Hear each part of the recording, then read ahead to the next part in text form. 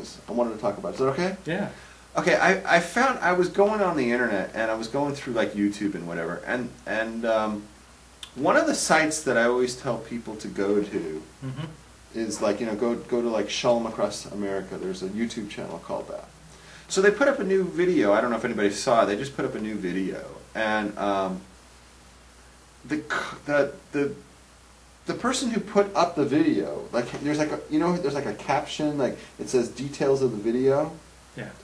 There was something that was written. It was just put up there, and it was just came out because last time we talked about how the appeals, that they lost the appeals, right? Yeah. And this video came up since that time. Yeah. And there was a thing underneath it, and it describes the video. Yeah. And the video itself is talking about the appeals and the problem of the like we talked about. What do you call that? The conflict of interest of the appellate judge, and how it was the same kind of stuff we talked about. We talked about how it is the appearance of impropriety, and it looks like the conflict of interest that the judge who's the subject of the appeal is sitting in the courtroom that day in a different city, working a case with two appellate judges who are going to be sitting on the Rubashkin case later that same afternoon. You remember we talked about that? Yeah. This video talks about the same stuff we talked about, Yeah. okay? It's very interesting, and I want to read this if I could, okay? I copied it and pasted it right here, okay? I'm going to read it. It says, this video was shot a few months ago, but was not released to the public in fear that questioning the Eighth Circuit judges, the judges' ability to be fair and unbiased, would offend them and affect the ruling.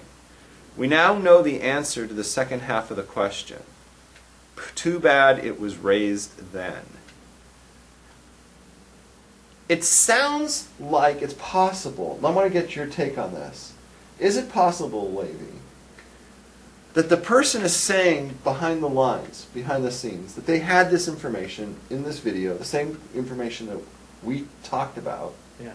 but they sat on it because they didn't want to offend the judges before they Yeah. made their ruling, Yeah. and offend them, and now they know that the answer to the second half, meaning it'll affect the ruling, it did affect the ruling, but they didn't announce it yet. Is that a stab at us? Yeah, Because too bad it was raised then. too bad it was raised then, as if to say that Yeah. it was done by us, Yeah. and we affected the Yeah. ruling. Yeah. Like we screwed over Rubashkin Yeah. Yeah. because we shut our mouths off. Yeah. Do you think that's what the person's Maybe. alluding Yeah. to? Yeah, maybe. So is that a shot at us? Could be. That's a shot at us? Could be. Could be. Okay, I'm saying it is. it could be. If it is, and you guys can judge for yourself, okay? If that is a shot against Levi and I want to rebuttal it. Yeah. And I think that, and you can rebuttal it yourself too if you want, your own way. But I say that's absurd, and here's why. Okay? If the judges are that susceptible to what is put out there in the public domain, by the media or by what's on the internet, then they should excuse themselves from any trial.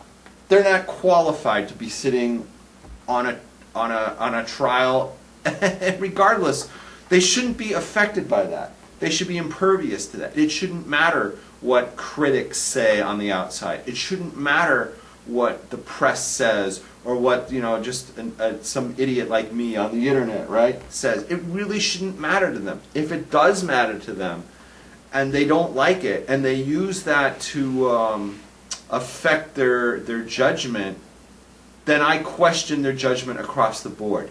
They took an oath to uphold, whoever they are. Any judge anywhere in the world takes an oath to uphold the law. It's not a popularity contest. It's not about ego. It's not about feelings. If they're that susceptible to the point we all have to be quiet and let them do whatever they want to do, and we shouldn't call out injustice when we see it, then we're all living in the wrong country. Because this is not about that. America is about free speech. It's about pointing out injustice when we see it. And if a judge or an authority figure is affected by our free speech to the point that they're actually going to misuse their position then they don't deserve to be a judge, and they need judicial review. So I would say to bring that up and suggest that our efforts negatively had an adverse effect on the trial, I think is a more damaging indictment on the qualifications of the justices involved than is the subject of the appeal itself. What do you think about that? I see your point. I'm really curious what you're going to say about the Cowboys. What about the Pollard thing first, because it's more on the topic? What do you think? First of all, what do you overall think of what I just said? I want to hear your take on all of this. I understand you have to. I remember when I was going through my Orthodox conversion Okay.